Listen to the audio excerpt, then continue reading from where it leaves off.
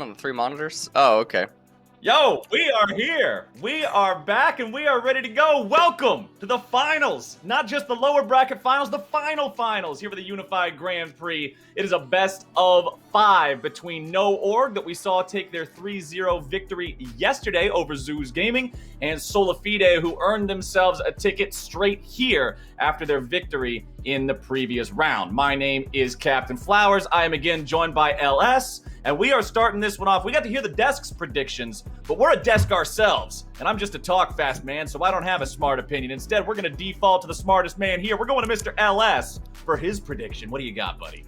I think that it's going to be a 3-0 for Solafide.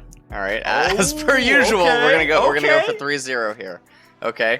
I wasn't feeling too good about the early games yesterday, and I think that the only reason they ended up winning was obviously because of better experience and just overall more control, right, in the mid and late games. Okay. And that ended up carrying them. And I feel like that's probably not going to be the case here today. If you look at the roster of the other team that they're up against today, it is not fielding majority new players. And so I think that that'll probably end up being problematic. Okay, but problematic enough to be a 3-0. I like the boldness. I like you sticking with tradition here, going for this. We'll see how it all shakes out. Again, for all y'all who may just now be tuning into this, this is our grand final. This is the apex of this event here. This is for all the marbles, man. We've already gone through everything. This is the final showdown. These two orgs are ones that everybody has been looking forward to playing against each other here for a long time. When it comes to the amateur circuit in North America, they win a lot. Like a lot. Practically everything. These guys are walking away with the dubs. So getting to see them go head to head here for this last best of 5 should be a treat, even if it is, as Ellis is predicting, a 3-0. Yeah, and I'm interested in watching some of these players. We obviously haven't seen them in a while since LCS, like Zazel. What has he been up to? Tuesday's been now in here for a while as well. You have Dokla even up in top lane. So it's going to be interesting to see how No Org tries to juggle or handle today's games. We saw Fire on Twitter yesterday really disappointed with his overall performance, and we'll see if he pulls out any more Vigars. That's going to chase that to the 1-1 KDA here today. But man, we're not even into the first game. You got to be referencing the int to win Vagar plays underneath the tier 1 turret. All right. Let's go ahead and take a look at the bans here. Those ought to help us at least understand a little bit of what we're getting ourselves in for here. Twisted Fate, Gragas, both banned away as our first couple of bans here. So we saw plenty of Twisted Fate presence yesterday. Gragas also a bit of a staple here in the current top lane metagame. Azir taken out, not too surprised on that one. No, definitely not. And I feel like Solafide, Fire did perform pretty well on the Twisted Fate yesterday. And so let's see how they follow up the bans here. And we'll see if Seraphine does end up eventually getting tagged. I mean, with Seraphine, Lilia, and Udyr all remaining now inside of the bans, one of them has to get through. So which one it's going to be? Orianna. 2 of them have to get through. Okay, now Orianna banned away. Do they take out one of those 3 and then trade 1 for 1, or do you leave all 3 up? Hope that they don't take Seraphine. Hope they pick one of the junglers, then you take the other jungler and Seraphine on red side. Yeah, that would be one option that Solafide could go for. Rel going to be banned away. So let's see what the B1 now of No Org is going to end up being. Watch it not be any of those 3, and we both look a little clueless. I can already hear just that tint of tilt in your voice. Watch it not be any of these, and instead just something entirely different, like Gnar. Will they actually lock this in? They're sticking on the hover here for quite a moment. Come on. You guys going to bamboozle us? No. Okay, all right. We get the Seraphine lock in. I personally think that's the best blue 1 pick, even with Lilia and Udyr both still up. It's not like they're going to pick both of them. Good stuff. Yeah. And now Solafide responding with a Senna lock-in. Obviously, very, very nice champion right now. Can go into the AD carry position, actually play AD carry, or do the fasting Senna, or just actually go Senna support. And so lots of variations of champions there. And Olaf going to be picked up. It might also be read as a steal to take it away from Seraphine team composition because she's such a good amplifier for him. But now this means that Udyr is up and available, and that's another champion that's really good with Seraphine, so we could see that come in here. Turns out anybody who can just run ahead and dive into the enemy team and make your ulti go from a Sona ult to an Ezreal ult in terms of range just works so well with this champion that is so very powerful in team fights. There's your Udyr lock-in as expected. So two big old meatballs running at each other here in the jungle to kick off this BO5. Now, what are they picking up here for their third pick? One more to go before those bans come in. They've already seen the mid lane pool targeted pretty heavily here with 3 out of 6 of the initial bans focused towards mid lane. I'm not sure whether or not they'll want to get something here for 5-Fire, maybe wait a little bit later. They are choosing to wait later. And this also means the Seraphine pick now has to be either bottom lane or mid lane, cannot be the support role. Yep. And so we'll see where it's going to end up going, as Alistar is being paired in, and Seraphine Alistar is not normally a combo that you think of, so it's making me think that Seraphine is more geared to end up in the mid lane, and that is a Victor on the side of Solafide. And so a lot of attempted scaling here coming out by both of these teams, at least so far. Obviously, Olaf a little bit off theme with the Victor. Generally, Victor wants to concede some parts of early game. I mean, in laning phase, he's really strong, but he really starts to come online in mid and late game. And so he's not the best supporter to Olaf's early game shenanigans. Well, we've got the Vayne banned away, so they're trying to take out a little bit of an insurance policy against the late game. They don't want value to be able to play that, just kite Olaf around and blow him up in 6 auto attacks from full till dead. The response from their opponents will be getting rid of the Scion here, one of those big meatball boys that can either play up there in the top side or be paired with Senna in the bottom lane if they're going for the fasting Senna approach and just keep on farming up and becoming unnaturally tanky, even in a support type of role, with Yone being the final ban coming out here from Solafide. What is our last ban of game number 1 from No Org? Looks like we're going to see it as Galio taken out. So they're taking Galio away. Now, there's still so many fasting Senna options that exist and are available, so they're just trying to pinch away at various things. But I feel like Solafide, they should probably just go with the support pick here on R4. Best case scenario, you would find a support pick that can also be flex top lane, but no, it is just going to be Tahm Kench, and with the Alistar having already been locked in, there's no real viable way to punish this. They could still try to just get Varus right now, but Varus obviously doesn't have the best of synergy along with Seraphine. Well, what do you got? Oh, okay. One of the staples that we've seen so much play of for so long now, hovering over the Kai'Sa here. Won't be surprised to see this one locked in. It gets kind of just evergreen presence in the current state of League of Legends. So there you go. No Org picking it up. Kai'Sa locked in. We'll see what is going to be their blind pick top laner. I think the Scion obviously was targeted mostly at support, but it does have potential to be a top lane ban as well. So the top lane is being a Jax hover right now, which is... Oh no, okay. It's going to end up being moved over to Jace.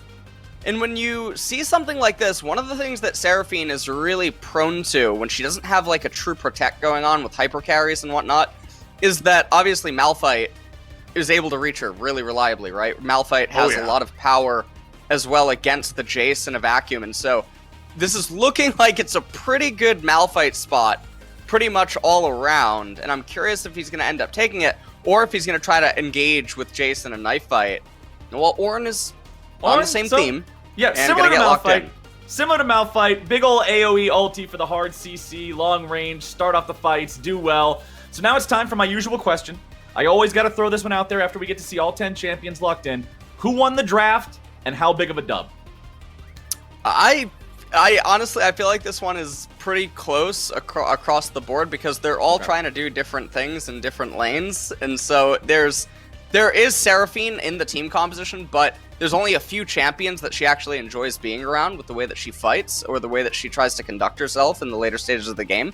But at those later stages of the game, Solafide has a lot of tools that is also particularly well, that without Seraphine having a ton of amplifying, I feel like it's just pretty balanced out across the board. I think that laning phase, primarily up in top lane and then down in bottom lane, is going to dictate the entire pace of this game. Which could mean we're in for some fun early game moments here. If we can get some spicy lane phases, get some early investment from all across the different lanes to try to make those pop off. Well, there you go. You can see with the matchup card popping up on the screen, we are all locked in. No delays thus far, and we're about to hop into our first game out of what I'm hoping is 5, what LS is predicting is 3, and what the desk all predicted was 4, a couple one way, a couple other. So everybody's got different expectations of this series, but the one common denominator here is that everyone is aware these are the teams that they wanted to see go head-to-head for this spot. Especially when you're coming from things like, everybody remembers some of them recent World Finals. You know what I'm talking about, EU fans. Those 0-3s, those matchups that we were like, shouldn't this have been a quarterfinal or something like that? But we're not getting it here today, and hopefully this one stands to deliver. Well, we're going to see what ends up happening here. And the thing for me, I mean, coming into this match is, what is really going to be so different between No Org here today with their mid and late games, and with a team composition that's a little bit off balance? I wonder how they're going to manage to juggle it. And one of the things that I guess I just failed to mention a moment ago, right, is the dragons are actually super important because of the dynamic of Udyr and Olaf, both being inside of the game and seeing how both of them are going to try to transition. Obviously, Solafide, they have a lot more late game scaling than the opponents, which is pretty interesting to say, given that one team has Seraphine and the other does not. Yeah. But Senna really can't be ignored. Senna is so incredibly powerful. Yesterday when we saw some of the Senna play, the stacks got up over 120. We know how oppressive that champion becomes once the range kicks in. Unfortunately, I have already lied to y'all today, so we did have a momentary delay there. But we are into the game now. We're ready to go, kicking things off. Everybody's out on the Rift. Let's take stock of what they're all running here. Jace with the Phase Rush. Dokla has the Summoner Spellbook up here for more utility and playmaking options. You can see 5Fire going with Guardian here in the mid lane. So is this... I'm not familiar. Is this standard LS? Is this different? I'm not immediately recognizing the value here since it's a 1v1. So the Guardian mostly comes in because it's Seraphine basically saying that she wants all 4 parts of the Resolve tree.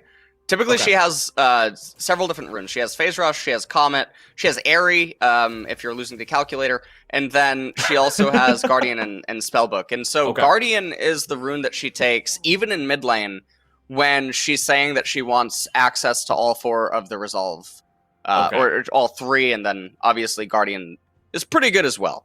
So the role of the minor runes has a big contribution to this and what ultimately makes that decision. Okay, very much understandable. I was scratching my head a little bit. I'm like, I'm not quite sure about that, but thank you for the explanation here, just in case anybody else in the audience has a lizard brain like me. Well, now you know. Now let's see how the junglers are going to get going here, as you've got Olaf starting up here in the top side of his own red buff. You'll be able to see Udyr doing the same. So these guys will likely end up on opposite sides of the map, opposite sides of the Scuttle Crabs here. And we'll see who can make that big play first. Down here on the bottom side, you can see it will be fasting Senna for Apollo, as Zazel will be the one left to farm down here on the bottom side on that Tom Kench. Worth pointing out as well, overall, it is a teleport advantage for the side of Solafide. They have 3 of those TPs, 2 of them also commanding Summoner Spellbooks, with only 2 TPs and no Spellbooks on the side of No Org. Yeah. And one of the things that I want to point out is that Olaf, when he opts to open red into golems, he's ultimately pathing down, whereas Udyr is pathing up with the full clear. And what this is going to do is Jace on wave 3 or 4 could maybe try to look for lethal on Dokla, but no matter what, Anda's basically just trying to provide Jace with total coverage, because bot lane, the dynamic of Senna Tom versus Kai'Sa Alistar, there should in theory be no kill possible. And so Winston already, just from the opening of his jungle pathing, will find himself in a bit of a weird position against Anda, at least relative to the lane matchups. Well, that means we'll keep an eye on Anda and see if he can take advantage of the fact that his opponent is in such a bad spot in terms of being able to make something happen. Unless just something goes completely screwy and wacky, which has happened before, but they're obviously hoping that doesn't happen here this time around. Bottom side, you can see the lane being nice and shoved up here. It's Value and Big that just have to answer that one underneath the tier 1 turret. But Value is one of these guys, man. It seems like he always pops off here on the AD carry, especially on something like Kai'Sa that gives him a lot of proactive playmaking. He can jump in. He can decide when he's going to be that big threat as opposed to just being the backline cannon that hits whatever's the closest to him. I love seeing him on a pick like this, especially contrasted with something like the Senna, whose sole purpose is to just be the biggest backlinest cannon of all time. Yeah. And Senna, I mean, we'll see what build also Apollo is going to end up going for here in this game. Obviously, there's a lot of variations of Senna builds that have been running rampant, and which one is he going to actually opt into here? And we can see also with the opening, Winston, I mean, he clears out the Scuttle Crab at the bottom right-hand side, but again, there's nothing that he can really do, and this is what I meant about Udyr. So Udyr is able to path up into top lane, give Jace the freedom to do whatever it is that he wanted to relative to the opening, and now Udyr is going to be the first one back to getting to the clears. 4 minutes into the game here, gold dead even between the squads. Nobody really building up much of an advantage in terms of the laning farm. Everyone even blow for blow so far, especially important there for the top side where it will be Ornn's job to just farm as gracefully as possible, not lose too much momentum versus the Jace here in this lane, and Dokla is feeling A-okay about that. But Udyr showing up in the bottom side. They're going after Sir Thomas Kench, a little bit more CC showing up and locking him down. Zazel's got the thick skin, but he's still in a real bad spot. More damage going through, and they give it over to Value. First blood for No Org here in the grand final.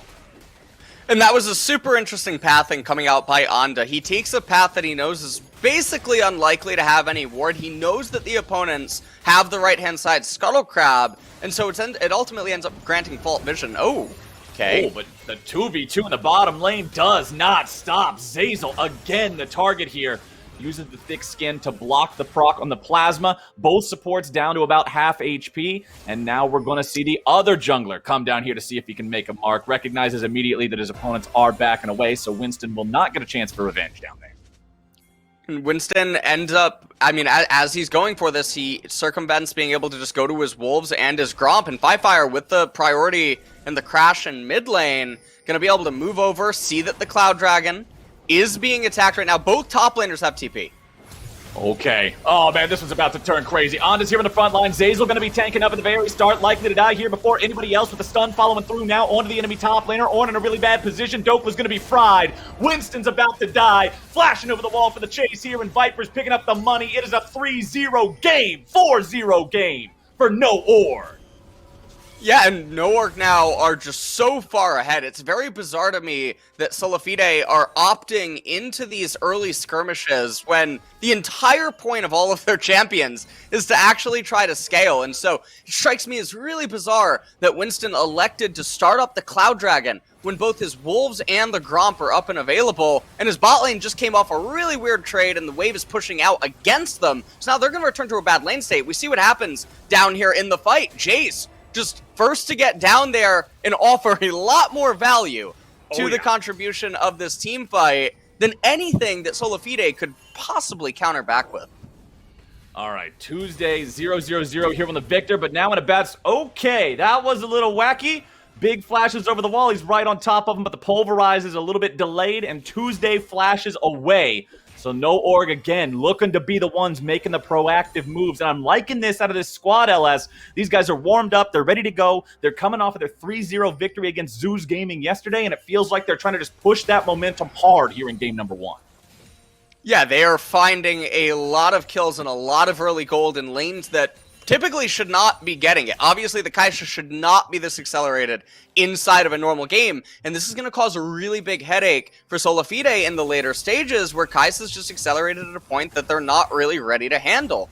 And with the early game shenanigans having gone the way that they have, Olaf, he fell pretty far behind Udyr, and then Olaf's not a champion that has a lot of recovery tools inside of his kit, nor does he have any value when he lacks amplifiers or he lacks level lead oppressiveness. And so Onda's in a really good position to just totally take over the jungle, and ultimately with that, all of the lanes. Viper is back up here in the top side with Winston hanging around nearby. Dokla and Winston might be able to pick up a kill here. Ornn ulti immediately sounded off. Oh my goodness gracious, no! Dokla misses the second part of the Ornn horn. Viper disengages, cannot sidestep away properly from the axe. Now going to try to stand and fight. A little bit more damage coming out, but Viper will not make it a 1-for-1. That started off real sloppy, LS, but they end up getting the kill at the end of the day anyway. I mean, it started off looking like my Ornn, I'll tell you that much. Oh, no. So I'm not really sure what's going on. But, yeah, that... Oh, man.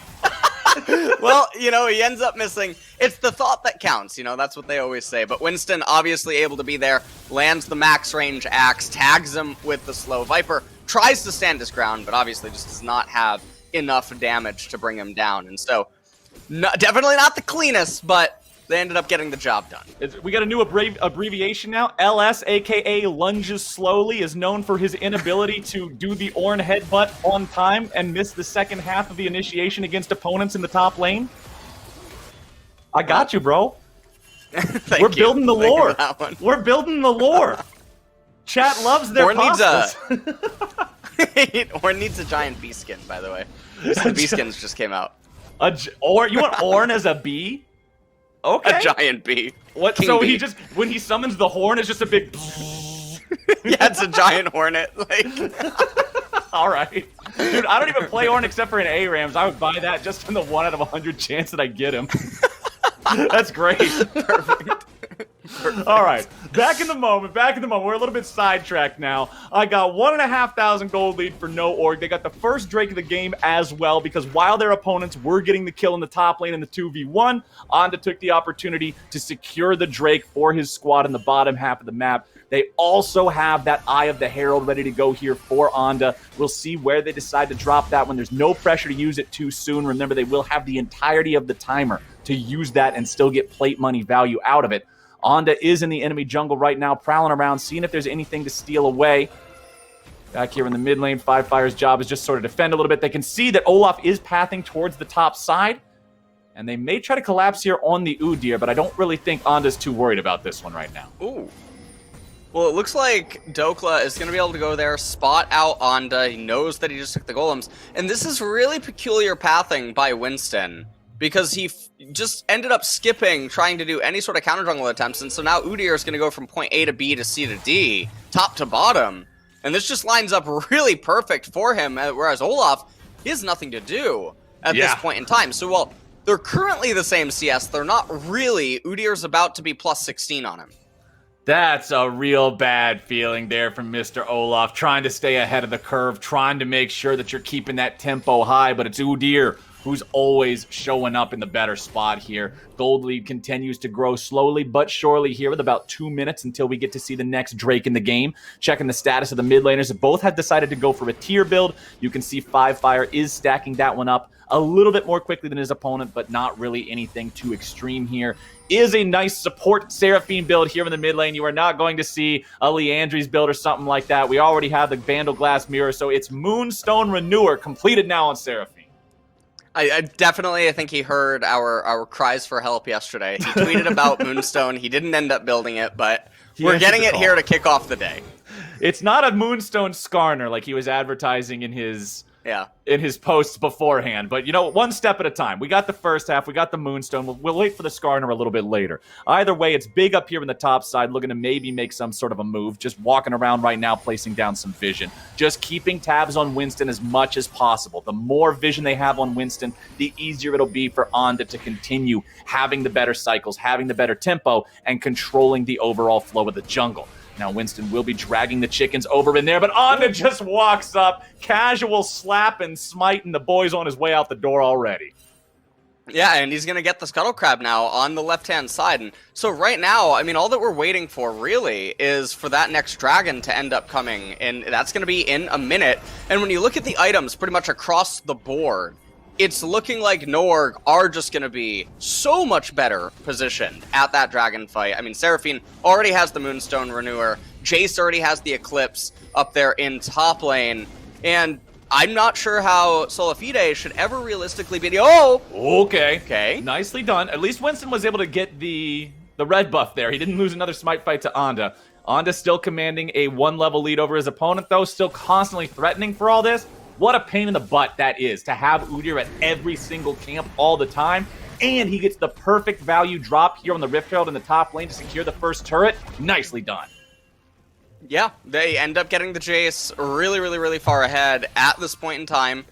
And so, with everything going the way that it's going, it's probably just going to be a very easy Infernal Dragon pickup here by No Org, and then we'll see which Drake we get that's really spicy. I think the most problematic Drake for Solafide to fight back against would be Mountain in this particular game, because none of their champions really like to try to get any sort of penetration. I mean, obviously Olaf deals some true damage and whatnot, but like Luden's is picked up on Azir, and so any minor amounts of MR that's just freely gifted over to the opponents, it really feels bad when you end up going for the magic penetration build here on Victor. So we'll see what ends up happening. It's going to be Ocean. Yeah, we get the Ocean Soul instead. So either one of those souls, very, very powerful, obviously.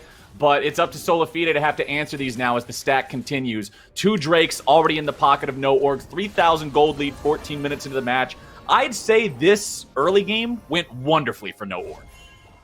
Yeah, this early game, super fantastic. And yesterday, a lot of the problems they were having actually was in the early game, and then they managed to bring it back. So now, it's going to be on Solafide to see if they can pull off a mid and late game miracle to come back into this game. Winston, I mean, he's just running around right now. Jace, this is one of the issues with when you do take the top tier 1 turret super early on in the game. There's no other objective to do. You can't really rotate around the map and do anything pressuring, but when the enemy jungler comes to you, I guess you'll be happy. When the enemy jungler's right there in your face, you can jump on him for the easy bonus damage. The 2v2 is free low, my friends. The follow-up stun and the damage from the mid laner guarantees they're getting the 2-for-1 special. Buy one, get one free with an Ornn in your Happy Meal, baby. No Org, 6-1. I mean, 6-1 right now in the kill score, 4,000 gold lead with an Infernal Dragon bolstering the stats. And the thing is that a lot of their champions' items are cheaper than their opponents. And so they even come online a lot quicker, which is really problematic for the opponents to deal with. Dokla just got dragged into this. Winston had no business going for any sort of invade in the enemy's jungle right now. And Dokla just getting dragged in and eventually put into the grave as well. Things are just disastrous right now for Solafide here in the early stage. And given how off-theme the Olaf is from the rest of the team composition, going for that Stride Breaker with the steel-plated boot caps, I mean, this champion's just out of the game. He's going to press his R in the mid-late game. He's going to run at the opponent, turn right back around, or he's just going to get completely booty blasted right out of the game. Yeah, the best case scenario, you die a warrior's death and you go back to the spawn platform. The worst case scenario, you run in, instantly lose 75% HP after hitting a single axe, and retreat back home having disgraced your family and clan. There's no winning move for a Viking. There's just no way out in this situation. 1-6, 4,000 gold lead, getting bigger, getting more difficult to challenge.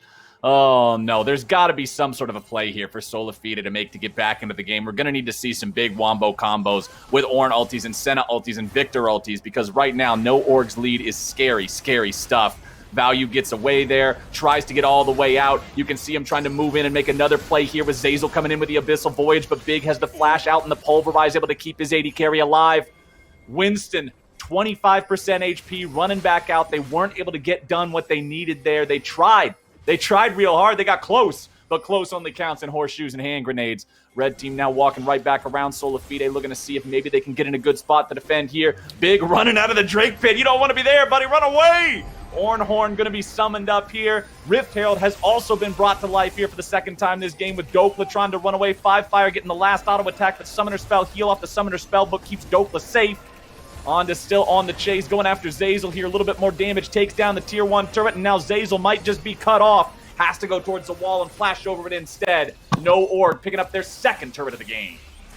And No Org just continue to get further and further ahead. They're getting more and more value inside of the game. Right now, they just got so many summoner spells that are actually pretty key for the opponents to have had coming up for this Ocean Dragon fight in just over a minute. And if No Org ends up getting that Ocean Drake, the threatening soul point, and I just can't possibly see how Solafide is supposed to end up winning a team fight, because this would probably be one of the closest points in the game that Solafide is ever going to have, because after this point, Kais is going to be at 3 items for that next team fight, most likely. Jace is just going to obviously get stronger. Udyr is going to have his legendary item picked up, and Seraphine, I mean, right now she's just on Moonstone Renewer in Forbidden Idol, but you give her a little bit more time, you're going to get the Staff of Flowing Water coming out, and then after that, you might even get the Chemtech Putrefier that comes out, given that there is the Senna and the Olaf, even the Tahm Kench on the enemy team. So she can just bestow all of her teammates with Grievous Wounds, and that's going to be super oppressive, given that it's the 60% one. It's so difficult for these healing-based champions to try to rely on that, especially when you just consider the fact that, yeah, they can scale, yeah, they have the ability to become so powerful late, but every single time we're checking in on it, man, things are just going from bad to worse here for Solafide, and now No Org is looking to put themselves in a position of strength going towards the Drake. Seraphine under pressure, 5 fire is extinguished. Very nice turnaround coming out from Solafide here, but Winston's going to be taken out as the return. 1 for 1 here with Apollo running away, likely to be brought down by Big here on the chase. A little bit more follow-up damage on the enemy jungler, and Solafide's made it a 2 for 2 as they end up losing their own AD carry to the chase down from Big. With a 3v3 on the map, it's not ending anytime soon. Value's still around, and they're going after Tuesday. A little bit more damage could get him in there, but Value was zoned away, and that means Solafide is able to take the win. Value didn't have the firing time he needed. Now Value's stuck in the 1v3. Kaisei is strong, but there ain't enough KDA skins in the world to make you win this one. Tom Kent here with a save, a little bit more damage with a triple kill in there for Tuesday.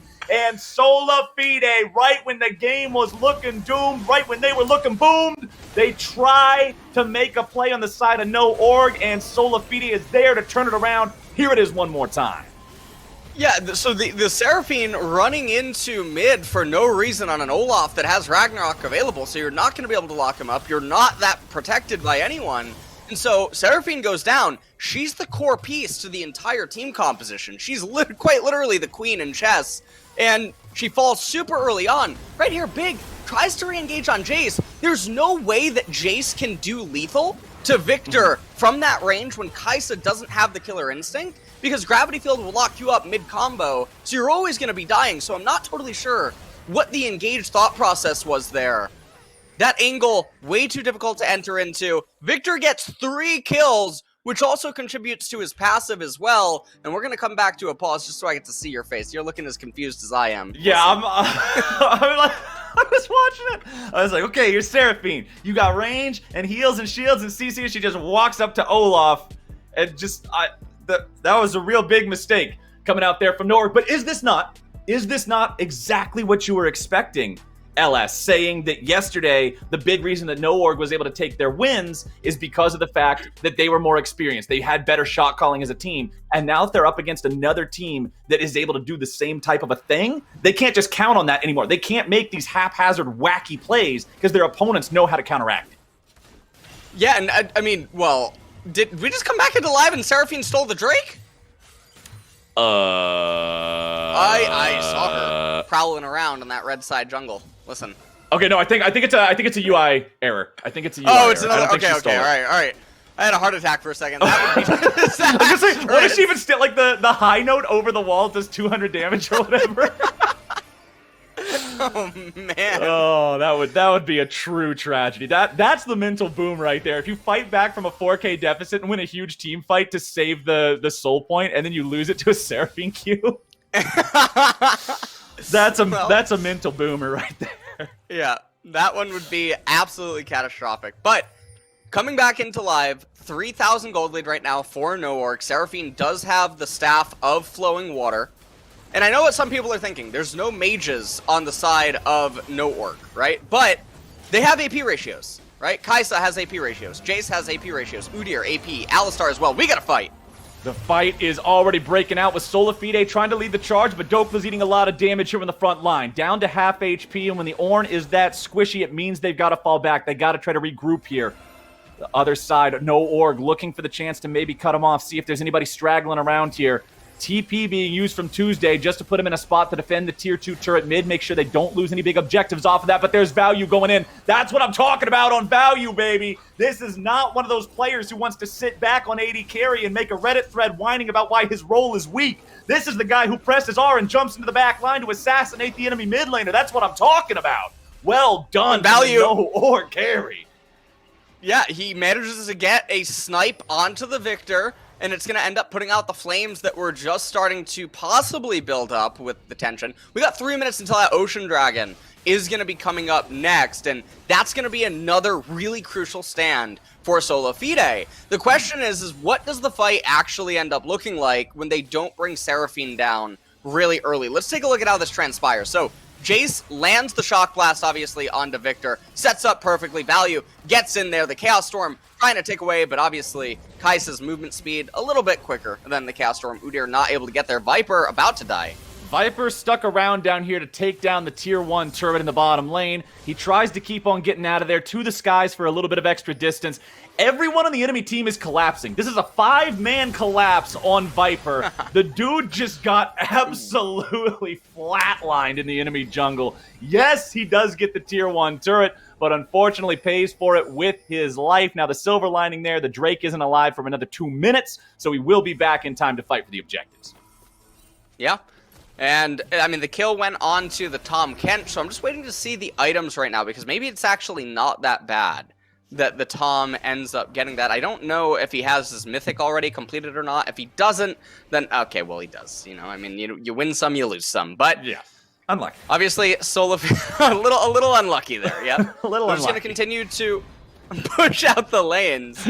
And it looks like Seraph's Embrace going to be the next item now on the Seraphine, as Jace powering towards his armor penetration, as we can see that. Collector picked up onto Kaisa, along with the Kraken Slayer, and it's the Shirelias on Alistar. So, I mean, this is going to be an explosive fight in about a minute. I don't think Seraphine's going to get to that Seraph's Embrace before this fight transpires, but that would be a really big wake-up for her in this game.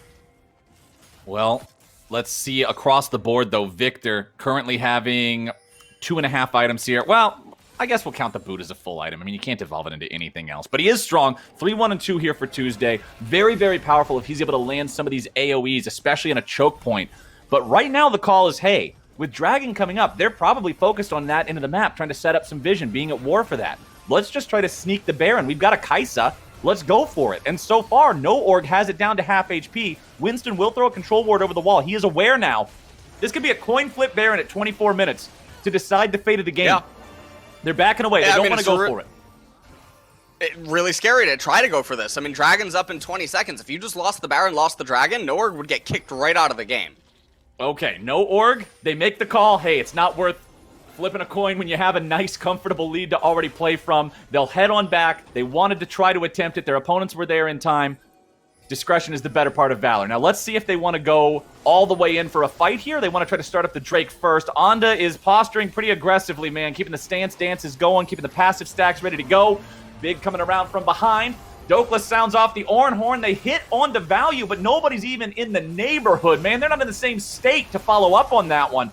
Everybody from No Org disengaging in plenty of time to spare, and now one of Solafide's biggest engage mechanisms has been removed. So we'll see if No Org can find an engage of their own. Right now, they are able to drive Solafide back, but they don't want to jump in just yet. Anyway, we can see what is so problematic right now for Solafide is that Seraphine in these posturings is just so strong, constantly healing up her teammates while they're just dancing around. And without that warning gauge, there's really no opening for Solafide to try to go on to No Org. The thing that was a little bit scary... Whoa, hold on. Oh, that's really scary right there. Olaf's trying to run. Onda's on the chase. Yes, the Ragnarok ends up getting Winston away, but he has to pop his ulti and his flash. There's what I'm talking about, LS. There's what I'm talking about. You dishonor your family, you disgrace your clan, you're going home with no HP left, you never get to go to Valhalla. It's a Viking's worst nightmare. He wasn't able to gloriously die on the field of battle, and now it's just all downhill from there. 4,500 gold lead remains true as it has for the past 10 minutes. So yes, Solafide has stopped the bleeding, but now it's Soul Point, man. It is indeed Soul Point, and the next one, Seraphine's going to be that much stronger for it. Looks like Jace just picked up his item, as he does. He gets Cyrilda's Grudge, and that one is interesting. I was actually expecting Lord Dominic's to come out, given that the Olaf, obviously, he has the Ragnarok, he's going to be immune to slow, but we got to fight again.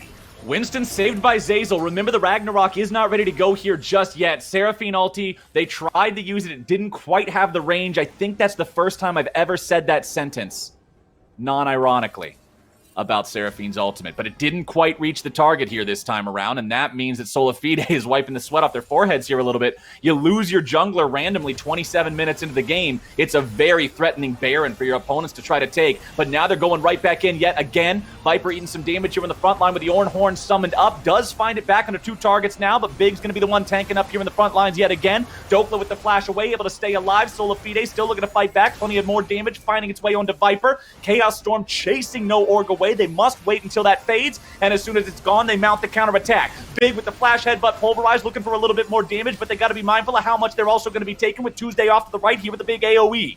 Solafide still standing strong. Dokla still incredibly low. But it's No Org who end up walking away with slightly better health bars, and it's No Org who have a Seraphine on their team to keep everybody healing up, and they're going right back over to Baron. Yeah, they're going to try to start up the Baron again, and Solafide, I mean, they're going to try to teleport in the Ornn. We'll see what ends up happening. Oh, Viper, he's about to be taken out. Nice kill coming out from Dokla, and Solafide's already picked up the first. They're looking to find even more. Apollo's going to be assassinated here in the back line with Value getting himself away with a flash. Solafide still grouped up together, trying to push forward on a 5-Fire who lands a massive 4-man ulti, but there is no follow-up in the meantime. 5-Fire just left to die here with a CC coming through over the wall from the Senna. Solafide have picked up both enemy solo laners now. They have stopped the enemy Baron attempt. They are onto the Baron themselves, but Value, Big, and Onda are still alive. It is all about Value here and now. He's the only one with the firepower to be able to stop this, and I don't even know if there's a possibility there. Tuesday is teleported back into the Baron pit now, working together with the rest of the team, able to take this one down. Onda and Big going to be zoned away with Value still looking for the chance, the opportunity, any sort of an opening to maybe go for the damage here with the spells coming out, but Dokla has summoned up the Ornn Horn yet again. Value's up in the air, juggled around. The boy ain't getting away today. But look at Viper, who's back in the mix. Viper coming in, grabbing a kill on the enemy AD carry. Solafide having to play this one well. Now they got a 4v3, but they still got to be respectful. Big with a 3-man knockup. Solafide's taken low, but Value's taken lower. Viper's still alive just somehow, but he's walking away over to 5-Fire, who TP's back in, but there's nothing to really be found here with the TP. The fight, which dragged on for what has this been, 2 minutes of a fight, but it's Solafide who end up doing better on the kills. It's Solafide who end up taking the Baron, and it's Solafide doing a real big amount of work this far into the game. And you can just see that, I mean, Solafide, they come to the Baron. Viper is off in no man's land trying to achieve something that's not totally conducive to what should be the interest for No Org, and then everyone's split up. Viper goes down immediately at the start of the fight, and Seraphine falls. As soon as she falls, there is just no fighting power really left inside of the fight, but also, I mean, she was just caught out on the entire left-hand side, all the other teammates on the right-hand side. Total separation, not really in the best interest. And then No Org, right here, they're dancing for a Baron because Onda, he thinks that he has Flash and Smite. He wants to try to go for the Baron steal. Jace tries to come back in. There's a lot of fighting on the right-hand side. He gets the Clown Bop onto Apollo. We come back into live, and the really big problem is No Org keeps playing the fights incorrectly. They keep trying to run into Solafide. Well, Solafide's now finding themselves caught out with Olaf and Ornn having to disengage. Zazel and Apollo trying to find an opportunity to keep their allies alive here with the ultis and the Devourers coming out. They still are looking for a way to turn this fight back around. Tuesday is here and ready to go. We'll see what else they might be able to find here as they continue to fall back towards the Drake pit. Ocean Soul is the name of the game. And No Org knows that if they can secure that, it is going to be huge in stopping this massive momentum swing of the past few minutes. Solafide still maintaining their position. Health bars are somewhat damaged. Scuttlecrab has spawned. Zazel with a nice steal spits it back over towards his allies. Guarantees it's going to be taken. Big looking for the opportunity over the wall to come in here on the flank. But now you got Dokla eating a ton of damage there on the front line with Zazel having to save yet again. Tuesday staying there, but he's stunned up. Now looking for a bigger chance as Big comes back over the wall and finds the CC onto 3. No Org having to fall back with Tuesday down to about 10% HP. They got to be careful. Tuesday might just die. Icathian Rain over the wall looking to chase him down. 5-Fire's also stuck in the back part of the Dragon Pit. 5-Fire staying alive will finally fall over, and Dokla is on a killing spree. Winston trying to chase down the remaining players here on No Org, going forward with a little bit more damage, and the Stride Breaker breaks Value's back. Double kill over to Winston. Exactly what Solafide wants to see. It's Onda versus the world, man. And the world's got the whole dragon all wrapped up. Enemy Ocean Soul is stopped. Solafide with another huge fight. And would you believe this game was at 1.6-1 as Solafide now command a lead 16-11.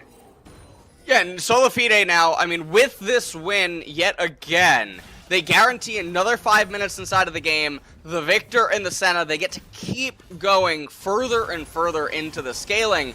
Ornn, he's going to bestow everyone with an ornament inside of this game. And No Org, the really big problem for them is, I said it right before this fight transpired, they keep trying to run in to Victor, Senna, Tom, and Ornn. And it's counterintuitive to what their team composition should be trying to do. You need to make Victor, Senna, and Ornn run into you so that you get better space displacement between both of your two team comps. If you try to make these champions, which are not really that congruent with Seraphine's identity, try to run into the opponents, they're just going to juggle you all day with gravity fields, Tahm Kench Devours, Ornn having so much terrain control with his Q and his Z, and then also Senna in sort of narrow corridors, which is going to be amplified in terms of power. And so Solafide, time and time again in this game, keep getting the best possible angles that they can ever hope for because Noorg keeps rushing recklessly headfirst into them. It has just been such a team fight clinic from Solafide for the past, 5-6 minutes? They've just been winning every fight. They've been playing it better. They've been on point with the mechanical outplays that you were describing about juggling their opponents around, having good devours from Zeyzal to constantly make their opponents have to drop aggro and reprioritize targets. And Noorg is not keeping up. It is a 2,000 gold lead for Solafide. 1 minute and 20 seconds until Baron spawns. 3 minutes and 20 seconds until the Ocean Drake spawns yet again. The gold graph on your screen just now told the story. A bunch of blue mountains into a small little pond of red. But that pond might be enough to put Solafide in a spot where they can take this game. A couple more fights like those past ones, LS, and they're going to be marching for the win. Oh, yeah. And I mean, a lot of the stuff that isn't accounted for on the gold graph is the ornaments. I mean, all of those upgrades have been coming in by Dokla, and things are looking a little bit rough right now for Noorg. I would say that they're still fine. They're still well positioned inside of the game. The thing that I am a complete doubter on is that, much like other people who might use Casino on Twitch or something, it doesn't look like Noorg actually knows how to play the team fights, and so I'm all in on Solafide, you know? You're just all in, man. You don't actually have to think with a well-developed thought process and an algorithm or anything. Just whichever way your gut pulls you, all in on that one. Diamond hands, baby. Take it to the moon. Get them channel points. Did anybody ever get rich by making smart decisions? No. They just put it all on something random and got lucky. All right. Don't actually take this as real advice, please. If any of you guys blame me for going bankrupt, I'm pleading the fifth. It didn't happen here. This is not advice. Okay, let's go back to the game, though, because the advice I'm giving both of these teams is don't give away this Baron. The game is so close, it can still go either way depending on who plays the fights correctly, and Solafide are the ones who currently have the momentum. We'll see if Noorg is able to approach right now, but it's Solafide that'll be first to the Baron pit. Yeah, Solafide are going to be first, and obviously their team comp benefits when the opponents run into them. And so now, them having control of the two choke points, the two entrances to River, they have the upper hand, or the lower hand, which is beneficial in League of Legends, and a minute and a half until that Ocean Dragon. But they don't seem to want to commit to it, as it will take them a little while to end up taking down that Baron. And now Senna, we'll get a soul count for everyone in chat in just a second, hopefully. But Senna picks up the Lord Dominic's Regard. She now has that available to her. Already has the Executioner's Calling. Seraphine, I don't think is going to get to Putrefier before the next team fight. It is just currently sitting on the Oblivion Orb, but that is such a massive spike in power when Seraphine gets that. Unfortunately, Viper picked up Executioner's Calling. And that's going to be a little bit sad when Seraphine is able to give it to everyone. But hold on. Okay, Value's now under pressure. Holy moly, man. Winston is unstoppable, and that was the most valuable player on the enemy team right there. That's the big damage threat. You got a mid lane support, Seraphine. Jungle Udyr running around super fast, but he doesn't slap too hard. Big as a support. So Viper's the only man left with a cannon now, and that cannon's got to kill 5 enemy players to stop them from being able to take this Baron. Already down to half HP. Remember, you still got Onda, who might be able to go for a steal. Apollo is down to 1/3, but now Solafide's going in, looking to start the fight. Winston leading the charge here with a slow, forcing a flash over the wall at the enemy mid. They'll continue pushing forward. The Drake is going to spawn here in about 5 seconds, so if nothing else, their opponents are just casually escorting them on the way to River, but Viper with a big pop in the back line. Beautifully done. Finds the enemy AD carry, the only person he could have assassinated there, and he gets them. Well done, making this now 5v4 on the map, but ever so importantly, Value is still back in the base. It is a 4v4 for now. Winston's going after the Drake over the wall, goes onto the Dragon's going to be slain by Ornn. The fight is broken out. Tuesday under pressure, going into the stasis to buy himself an extra moment. Horn comes in with a 3-man knockup. Viper still looking to find the damage. Zeyzal's going to be rooted up. Shut down over to Seraphine, killing the enemy Victor. Now Zazel flashes back over the wall, but it looks like Solafide is now in a really bad spot. You got Winston running away, using the blast cone, trying to buy himself a little bit of extra time. Hey, what's that, buddy? That's Value's revenge. Remember the last time you ran him down? Well, he is back and he means business. Now Big is forced to do some Metal Gear Solid type stuff, flashing over the walls, regrouping here with the rest of the squad. But it's 5 for No Org on the map, 2 for Solafide. No Org may have just pulled off the heist of a lifetime, coming back into this game after it looked like everything was thrown. They've got 30 seconds to push the end of the game right now with only Zazel and Apollo still standing, and they're going to do it. Nexus turret's under pressure. Nexus turret's already gone. It was almost a throw. They had their arm back in the air ready to toss the sucker, but they came back at the last possible moment, and No Org will take game 1. No Org end up with, like you put it, the heist of a century over here. Also very reminiscent of a DB Cooper type steal. As, I mean, just looked like that they were going to definitely lose that game, but Apollo getting boom headshotted by FPS Doug over there on the Jace. And I don't really know what to really expect, because after that, I thought, okay, they're just not probably going to posture and immediately go for the dragon, but they did. They ended up getting it, but it cost them everything. And so they just got Thanos snapped right out of game number 1, and that was really surprising of an ending, because time and time again, Solafide were just coming out ahead, and maybe this is going to be a foreshadowing of what's going to happen inside of the series, where now No Org seems to be the ones that aren't being super patient and posturing for things. And Solafide, with the late game and whatnot, they kept getting micro edges, but then ended up having the game stolen away. Yeah, Solafide was looking really good there for the second half of that game. It felt like just everything was going their way after that fateful fight around the mid lane where Five Fire goes too close to the Olaf and just gets destroyed and their opponents bounce back. That felt like the turning point to me.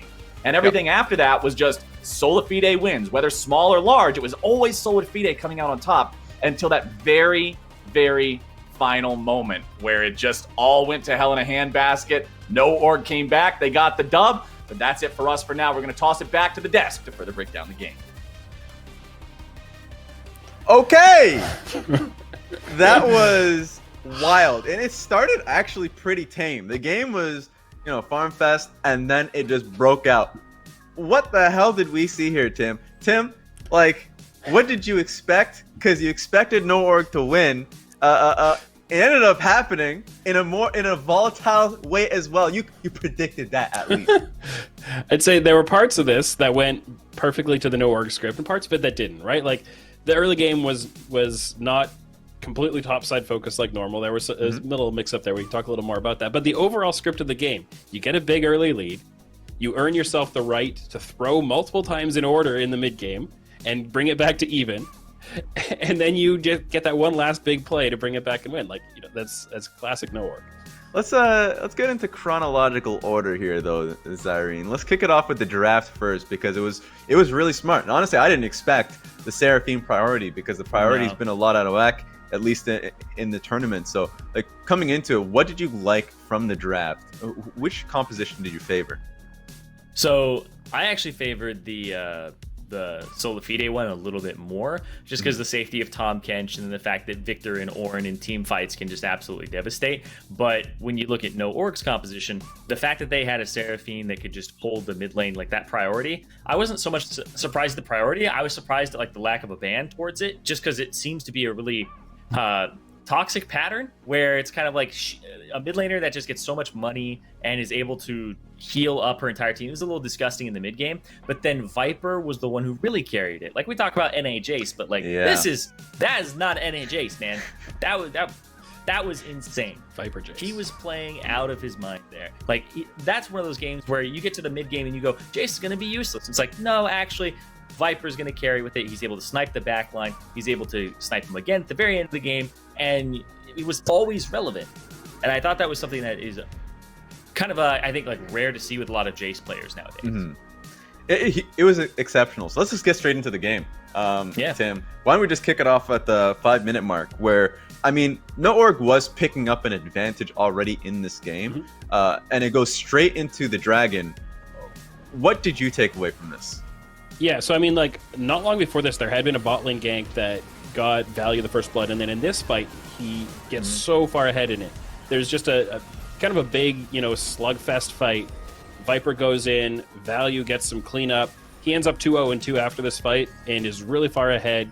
This is the part that was a little bit off of the no-org typical script, where they don't normally get that control of bot side with the first gank in the bot lane, winning an early team fight in the bottom half of the map. It's much more likely for them to just get top lane dominance, control the Rift Herald, take the first turret, which is what they did right after this, right? Like, they came back out with their next kind of wave of tempo. They took the first dragon, then they rotated top, they took the first Herald.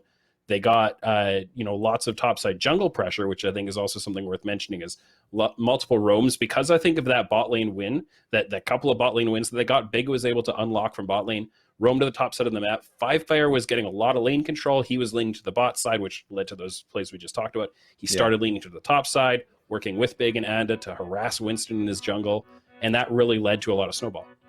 Yeah, and that's the thing that surprised me, is that they started up that dragon, because I was like, you have no rights to that dragon. Your bot lane has, been absolutely blasted for the last few minutes. You lost a guy down there. You don't have Prio. And then mid lane, it was like, well, Seraphine versus Victor, sure, you guys can fight back and forth. But I was like, top lane, this is Prix 6. Like, when these guys TP down, an Ornn with no ulti versus a Jace, one of them is going to be way more useful than the other one. So I thought Winston actually overstepped there and kind of baited his team into that fight. And so it definitely was in no-org's favor for quite a long while, like you guys have been saying, and towards Tim as well. Like, in fact, this early game was really good and really stable, and it felt like it was going to be impossible. I'm already alluding to it, for Solafide to come back into the game. But then in comes the third dragon fight, where the setup is coming in from no-org, but then they fall flat. Take me through that, Zyrene. Like, what ended up happening here? So right here, you see, he starts going for the back line, just dives in. A great Seraphine ultimate, but at the same time, he's just mowing him down. And then this is where you finally get some value out of the Ornn ultimate. He's going to go throw it. Boom. Throws it, gets to the person next to him, and they go, oh, I guess Anda's right here, and they kill him. So this was one of the first times I didn't think that they were actually using the Ornn ultimate too well throughout the entire game, where it ended up in one kill. Now, Big is separated. They go after Tuesday. Great gravity well right there, that he's able to just make sure that nobody gets past, and then they can't engage. So then they're able to pick it up from there. So Tuesday played this fight incredibly well, and then the back end of it, where Zeyzal just gobbles him up right before he just gets blasted, and then he comes back out for the triple kill. So that was a good kind of, you see what the team comp wants to do, but they're just so spread out. The Ornn ultimates, he gets one guy, he gets Anda, but I want to see more out of that. I think the Ornn ultimates were leaving a lot to be desired. That was kind of like one of the best ones he got all game. But that save from Zeyzal, I think, was one of several throughout the game, where Zeyzal made some really clutch saves in team fights to keep Apollo alive, keep Tuesday alive. He was really, really clutch this game. I thought his laning phase was not so great, but his team fighting was, I think, a huge portion of why Solafide were able to keep this close. Yeah, absolutely. And honestly, like, Seraphine just dying right from the get-go, that's tough, because I really love the priority that that no-org had over the objective, and they're forcing Solafide to walk into them. But you just need to be more well prepared for that. Honestly, if I felt as though if the team was in position earlier enough, this chunk out the Olaf would have been better. But honestly, at the end of the day, if they're playing this comp, they got to make it work. We see another fight, this time around Baron, 27 minutes into the game, and it's another Solafide dub. Zyrene, you said you favored Solafide's composition, and it seemed like it was coming through time and again. Yeah, I mean, it got started up here. They're able to pick off Viper at the very beginning, and you know how instrumental he is in these team compositions when they're trying to poke. And even though you see the backline there, Apollo gets saved, he gets just spat back out, and then Firefire's all by himself. Even though he gets a great ultimate here, it doesn't matter. He's not able to get away. There's nothing you can really do about it. And blows the zone used to. But the fact that Viper just gets destroyed at the start, I'm surprised they didn't go for that more frequently. And I think it's actually what loses them the final fight of the game, is when they don't go for Viper, when they don't use the opening that they have. And we'll talk about that later, but right here, this is where they just start mopping them up. You're like, wow, is this really going to just flip? No-org was so far ahead, and now you're just seeing Solafide finally start using their composition the way it's supposed to be used. Then Viper comes in and goes spam. That was the part where Viper's like, you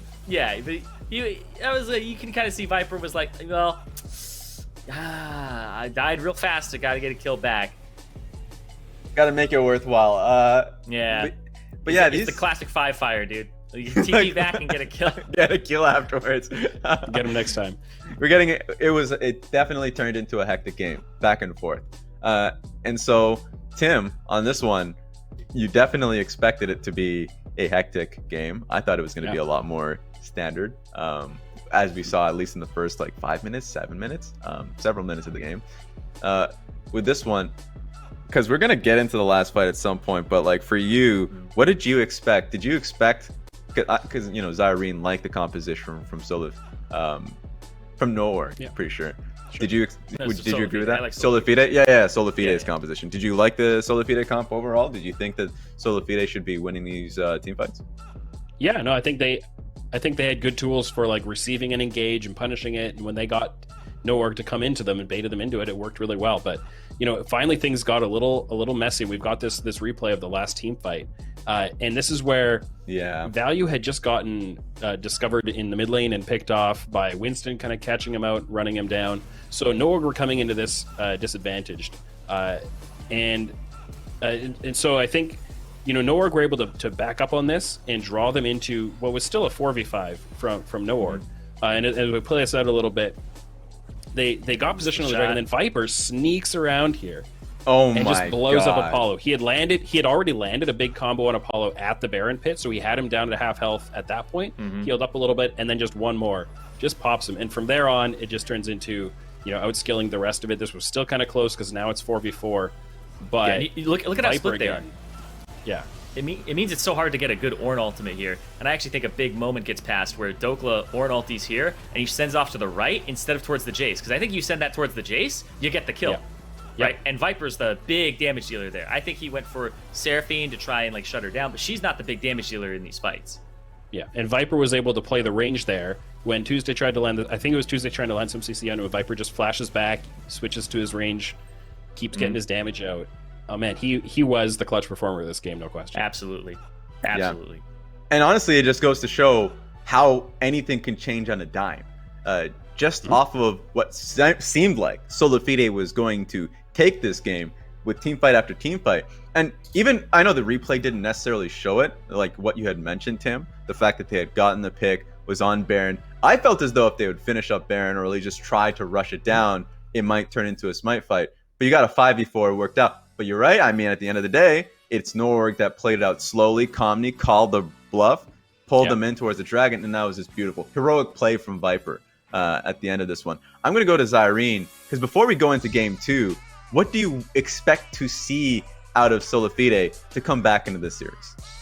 Well, I believe in terms of side selection, I think I still like them on red side. They can counterpick top lane, make sure they aren't in a terrible matchup at all. But I'd like to see a ban on Seraphine. I think it shut down kind of the way they like to play the map. And she was able to kind of keep people alive a lot longer and sustain these team fights for a team that's supposed to have a really fast kind of like, it's over type team fight, right? You're supposed to poke people down, and then the other guys are like, okay, we engage, and you guys are gone. But the Seraphine was able to keep them up. So I think that's something I'd like to see removed and put into bans, potentially over the set, I think is what I would want to see. Yeah. All right, let's see if that ends up happening. I'm going to end up sending this one back to the casters, Clayton, Captain Flowers, and LS, to take us to game 2.